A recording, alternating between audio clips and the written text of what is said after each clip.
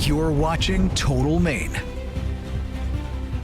Well, hey there, good Sunday. Welcome back to Total Maine. It is time now for some expert insight with our In the Arena podcast panel. We're going to talk again about Iran. Last Sunday, we were just over 24 hours into this new conflict. We're now several days into this operation. Have your thoughts on this evolved at all based on what has happened and what we have learned about the volume of the strikes and also retaliation that we're seeing across the region? Ethan, let's start with you. Yeah, it's just really affirming how tragic it is that Donald Trump walked away from the deal that Obama had negotiated with nations all over the world back in 2015 that put us on a track of non-proliferation in Iran, kept sanctions in place to keep pressure on that government. Donald Trump walked away from it in 2018 and said, I can negotiate a better deal that will help to stabilize the region. Nothing has been further from the truth, and now we are in a place where we don't know how to get out, and we don't know how many are going to die. Phil, several days into it now, what's your analysis? Total surprise. I didn't see this decisiveness unfolding, but now that it has, I'm just so in awe of the men and women in the military, the technology that we have. Let's pray for America, pray for the Middle East, for the world, that this action it ends quickly, and that perhaps, as Neville Chamberlain once said, we can finally have peace in our times. Yeah, we certainly hope so. Yeah. Pat, what's the role of Congress here, and have they done enough? Well, yeah, that's the important thing to look at. Of course, Congress has the authority to decide when this country goes to war, and so there have been a lot of pushes to try to get a vote on that, and that's going to keep coming up. But the problem is, generally speaking, not just during the Trump administration, but over the last 50 years, Congress has been all too willing to let the presidential administrations make decisions on where we're going to launch attacks without getting any authority. We're also seeing it during the Trump administration in that the president has had essentially unlimited power to impose tariffs, when in fact Congress has the power to do taxation and tariffs. So Congress really has not stepped up to insist that they have a voice here, and they really must. And it's understandable why, if you're the Republicans are in control of Congress and Trump is the president, they're willing to let him have what he wants.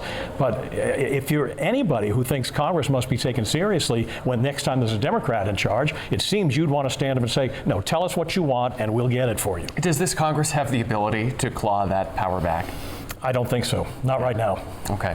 Shifting now to what you're talking about on your podcast this week, one of many things, of course. The Deep Dive is the latest UNH Pine Tree poll. And Pat, this is giving us some more insight on multiple races. What we're going to talk about here are the races for Maine governor and the Republican and Democratic primaries. Some new insight we're getting. Yeah, interesting numbers. Leading the pack for the Republicans is Bobby Charles, a former assistant U.S. Secretary of State, with a 16-point lead over his closest rival, former Senate Minority Leader Garrett Mason. With Charles at 28, Mason at just 12. The rest of the field is all in the single digits, with David Jones, Ben Midgley, and Jonathan Bush at 7%, 6%, and 5% respectively.